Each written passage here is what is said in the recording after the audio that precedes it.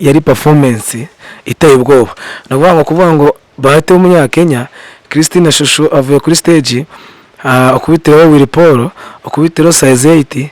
Abona abantu muri Kenya byonyine bakunzwe bafite population cyangwa se abafana benshi. Navuga ngo nagiyeho ndaririmba mbona nanjye baranyishimiye ndavuga ati wow kabisa, kuko ndibuka icyo gihe Bahati yasambwira ati uriya muhungu namukunze, nakunze ukuntu aririmba, ndifuza kuzakorana ikintu nawe ya bakina indi myanya nyine, nanjye nkina indi myanya, ariko ubu babigize nk'umwuga nyine bateye imbere. Ndavuga nka Nsayimana Aimable, kapiteni wa polisi, hari Ngabo Freddy Januzaj, hari ba Savio, hari Mamubumbyi Benabe. hari abantu benshi bakuzi ku mpano nyinshi zitandukanye. Hari abakuzi ukina umupira, hari abakuzi uririmba. Byagenze gute, ni gute impano yo gukina umupira wayiretse gute ujya mu buhanzi kandi ariyo cyane abantu benshi bari bakuzi?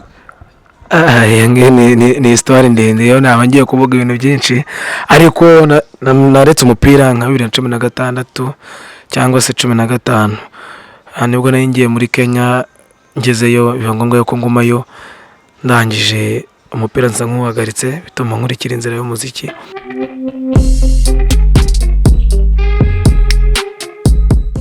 Mwaramutse abandi mwiriwe inshuti za The Voice, nkuko mubibona uyu ni wa mwanya twabemereye tugenda tubagezaho amakuru y'ibyamamare, abahanzi, impano zigiye zitandukana, abana bafite impano zigiye zitandukana, twabemereye ko tugenda tubagezaho. Icyo tubasaba gusa ni ugukora subscribe, mugasharinga, mugakomantinga, mukanalikinga ibikorwa bya The Voice kugira ngo buri munsi mujye mugenda mugebezwaho ibikorwa tugenda tubagenera buri munsi. Uyu munsi rero twabazaniye umuhanzi, ni umuhanzi benshi muzi uririmba indirimbo za gospel, kadutangira bibwira wenyine.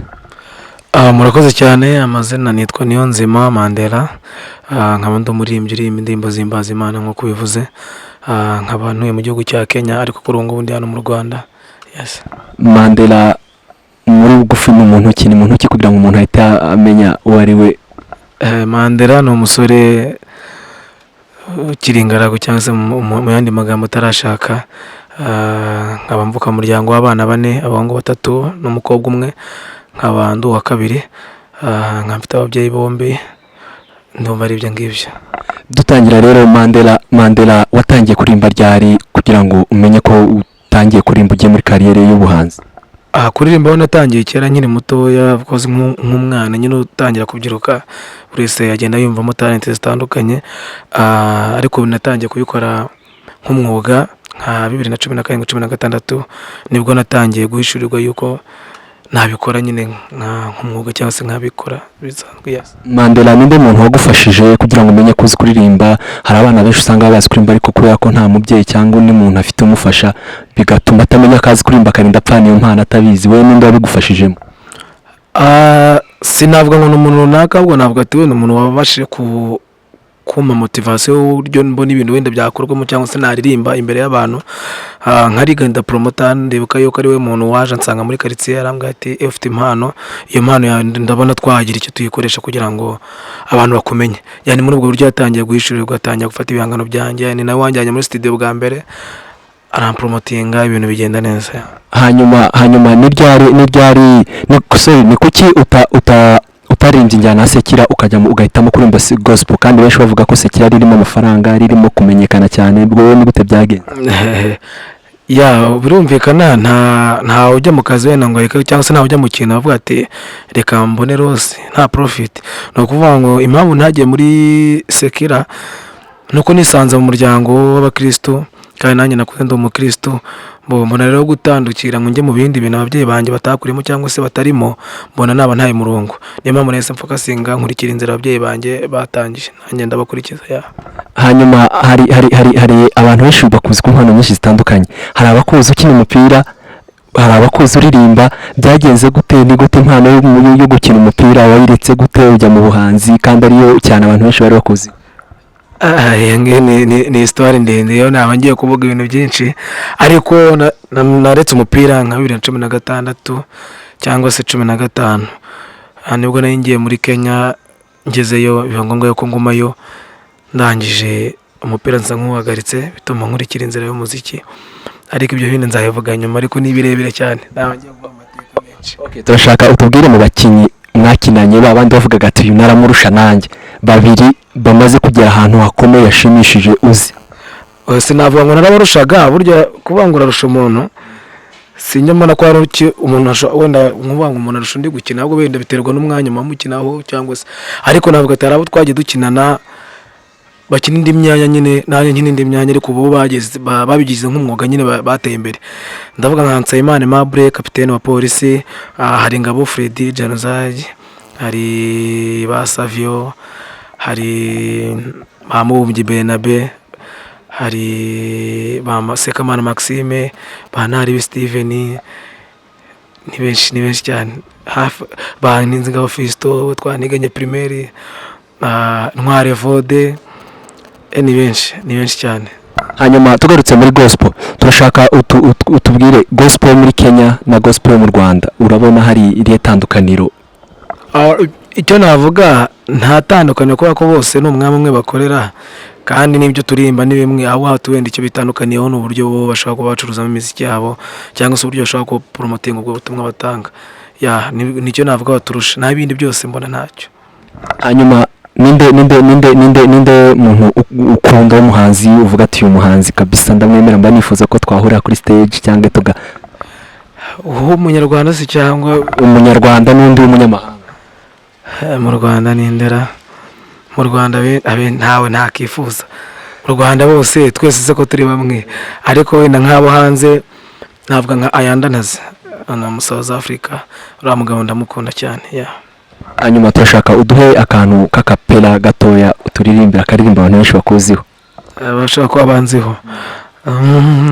Ninde wahagaritse izuba mu kirere, ninde wategetse ukwezi kuriya mureba, n'inyenyeri akazisasa iyo mwisanzure, nta wundi nsanze ari wowe Yesu, ushyirwe hejuru. Amen. Hanyuma rero tugusanze kuri scene uri gukora video y'indirimbo, sinzi iyo ndirimbo yitwa gute? Ni indirimbo ndimo ndakora yitwa Ni Utanga Amahoro, ni indirimbo yakozwe na producer Jimmy. Ni indirimbo nziza, musanze hano turimo turashutinga video yayo, nanze kuyisohora ari audio, ndavuga ati reka ngerageze nshaka uburyo bwose nayisohora n'amashusho yayo.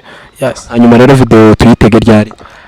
Video ndaganira na cameraman, buriya niwe ubuzi igihe azabirangiriza, ariko ni muri byumweru nka 2 cyangwa se kimwe n'iminsi gutyo. Video nindi uri kuyikora? Iri gukorwa na producer Benjamin. Hanyuma rero uri hano mu Rwanda, sinzi iminsi wamaze uri hano mu Rwanda mu buryo bw'akazi cyangwa waje gusurana bisanzwe? Nari naje hano mu buryo bw'akazi, ariko byari byananye byararangiye, bifata ngombwa ko mfata n'umwanya wo gusurana na covid ikubitamo, ariko nyine hamwe n'Imana biracamo, nyine twongeye dusubireyo. Hanyuma Mandela, imyaka umaze uririmba, ni iyihe stage umaze kugeraho performing ukumva ubwo ukavuga ati stage kabisa noneho irandenze?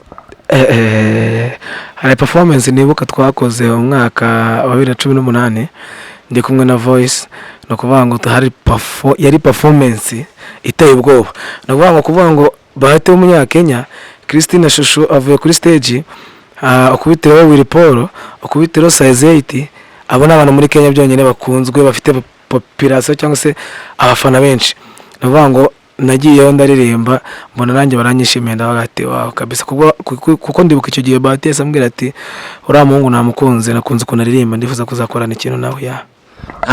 Hanyuma niki ubona gospel ishaka kukugezaho mu buryo bw'ubuzima, mvuga ati gospel ni akazi cyangwa mbikora just for fun, bigenda ubona gospel ari ikintu izakugezaho cyatari?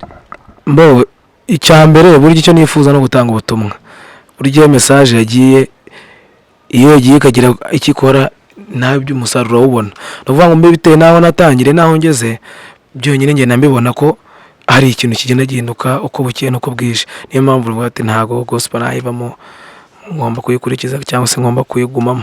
Bikora noneho nk'akazi ka buri munsi? Birumvikana, ntago wabikora kugira ngo wenda ngo na message ni nziza, ariko cyambere ngenderaho ni message, ibindi by'amafaranga cyangwa se ibindi niyo byaza cyangwa bitaza, kuko n'ubundi sinatangiye nyabona, ni ukuvuga ngo natangiye ndakora kandi ndacyakora, byaza bitaza sinzareka gukomeza gutanga ubutumwa. hanyuma rero ni ihe ufite indirimbo zingahe zawe, ufite amavideo angahe, amaudio angahe?